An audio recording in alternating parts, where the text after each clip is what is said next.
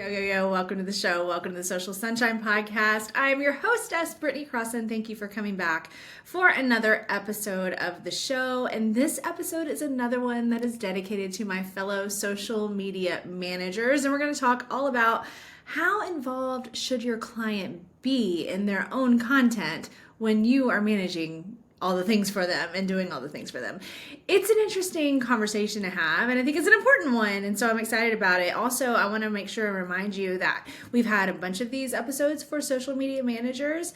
So it's we're going to put this in the show notes, okay? But it's episodes 187, 189, 194, and 209, and then this one. So this is our fifth social media manager episode. I'm excited. I've been a social media manager for years, and that's really what prompted me to start Fun Love Media, because I was doing that kind of work freelance and started Fun Love Media and kept doing that kind of work. And now we are a small yet growing agency, and a big chunk of our work is social media management. And I love helping other social media managers. So I hope that this conversation is helpful for you. Again, it's how involved, should your client be when it comes to their social media content. And I kind of laugh just because this can be an interesting situation. I've had some funny occurrences over the years whenever maybe a client got involved and they hadn't previously been involved, and they surprise you and they decide to post something, or there's just been all kinds of fun things that happened over the years. You just gotta laugh about it. When you're a social media manager, you see some shit, that's for sure. But if you're trying to judge how involved your client should be, the answer to that is really, it depends on the situation. There are way too many variables that involved in what we do as social media managers to give one blanket answer. I don't like if someone says, oh, it's got to only be this way, because that's silly. There's a lot of different ways, and all of our clients are unique, special little snowflakes. And we have to remember that, and we have to customize the work a lot of times, depending upon the situation with the client. So now, in an ideal world for me, if I could have all clients that just hand over all of the things to me and they're totally hands off, and I have all the creative freedom in the world, and they don't ever even want to fuck with social media, like, to me, that's ideal and amazing. And as you know, as a fellow creative person, when you have freedom as a creative person, like in your work, there's nothing better, because that's how a creative mind works, is to have some freedom and some room to play and some room to figure things out. Also, though, there's strategy.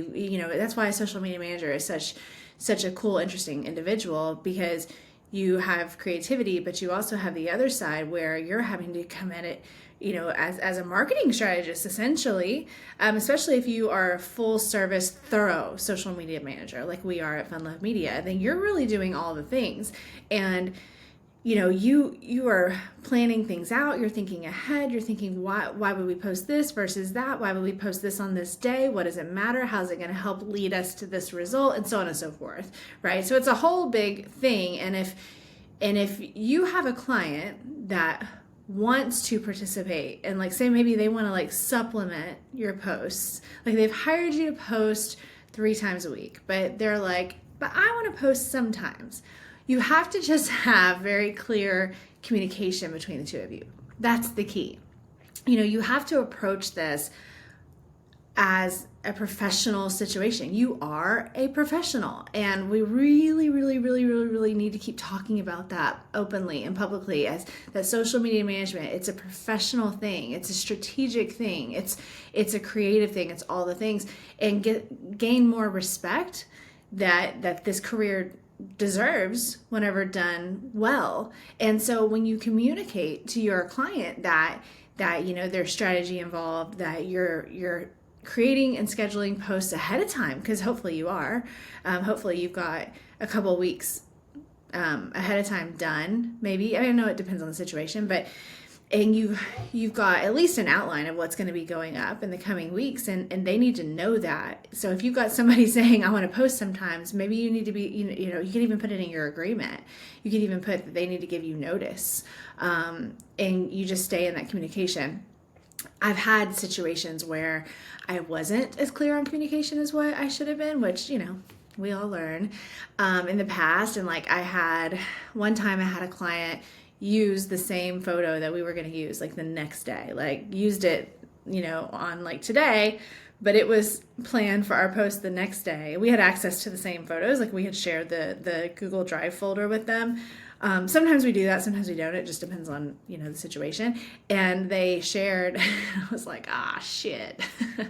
So we should have like communicated, like, let us know if you're going to use any of these photos, or let us show you what we have lined up on the calendar, and have just better communication, essentially.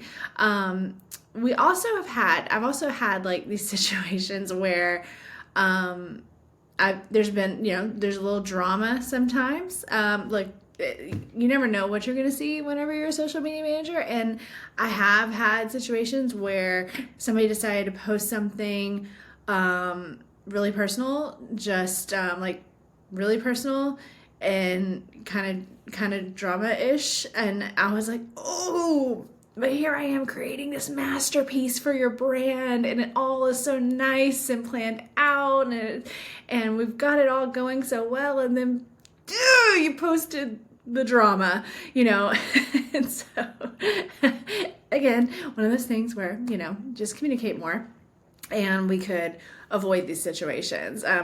If you can get to a point where you are, with your clients for a while and you build up that trust where you really do have freedom, it's honestly really amazing. But it's not always about just like somebody having control and somebody giving up control.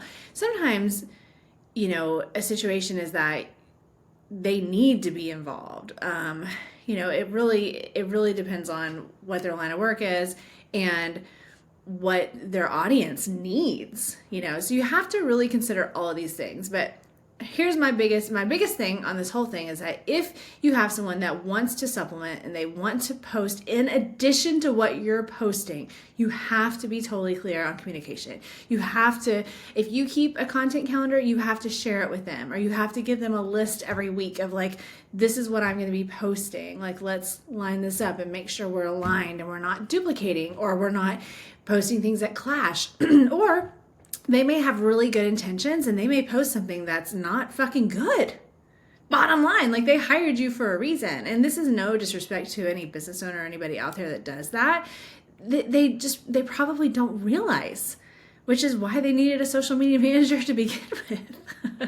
And sometimes things are posted and it's like, oh no, everything we've been posting has been so like beautiful, or it goes with the brand, or it's of this certain quality, and then, oh, there we go with that, So, so sometimes people just don't know. So we want to educate our clients. We want to have clear communication with our clients, and that way everybody knows what's going on with everybody else and what the plan is, if you're both going to be involved in sharing content. But if you can avoid that and you can just be the only person posting, I highly recommend that.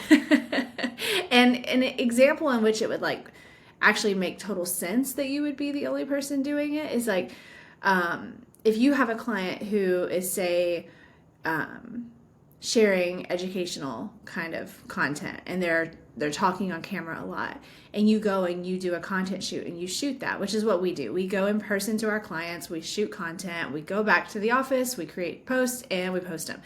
Well, if you were both there and they had it planned out, all their talking points, and they want all of that stuff shared, there's no participation from them needed beyond that day, really, because they want you to share those things.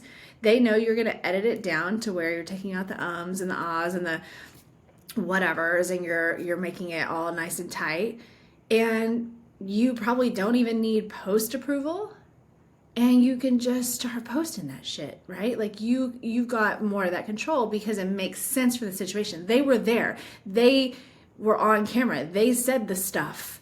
They said, yes, all this stuff I'm saying, you can post about all this stuff, and boom, you're done. And then you've got somebody who's super hands-off. A cool kind of like compromise, though, if you're looking for something to offer or to communicate with a client that kind of wants to be involved, but maybe not completely, is if Instagram is a part of, especially, I say Instagram especially just because Instagram stories, I'm about to talk about stories. Instagram stories are are so important on Instagram, even though other platforms have stories. But using that as an example, like let them be on their stories. Maybe that's a good place to start. Be like, look, I'm going to take care of your feed. I'm going to create and post the 3 posts a week that you're paying us for. And it's strategic and it's beautiful and it's branded and all the wonderful things that you're doing as a professional. But like they can go in and they should post their stories every day and say hello to their audience. In fact, I encourage that. I think it's fantastic because then they're able to really be hands-on and then see how people react to the story. Maybe they do a poll or they ask questions and people reply to it, and they can really get engaged with their audience, and you're not always 100% doing it on their behalf. That's a really nice compromise if you're looking for one. So again, education. So educate them on what you're doing, why you're doing it, and that they need to know that every post, you do it for a reason. You never just post and shit to post shit. You really have a reason behind everything and what those reasons are. And then, of course, the communication. That way, you're avoiding any sort of drama or chaos or duplication or whatever could happen if you're not communicating and both of you are trying to post and it gets to be a mess. All right, so I hope this is helpful for you. If you have any questions about this or anything else with our social media manager series, I'm always happy to help. You can reach out to me personally on Instagram at Brittany Crossan. I'm also on TikTok. I'm also on Facebook. I'm also on LinkedIn. Please connect with me. And of course, the show, Social Sunshine Podcast, is on all of the things as well. And of course, if you're watching on YouTube, please subscribe to the show. We really appreciate that and hope that we're bringing really great value to you social media managers and everyone else on all the other episodes as well. So thank you so much for listening, and I'll talk to you later.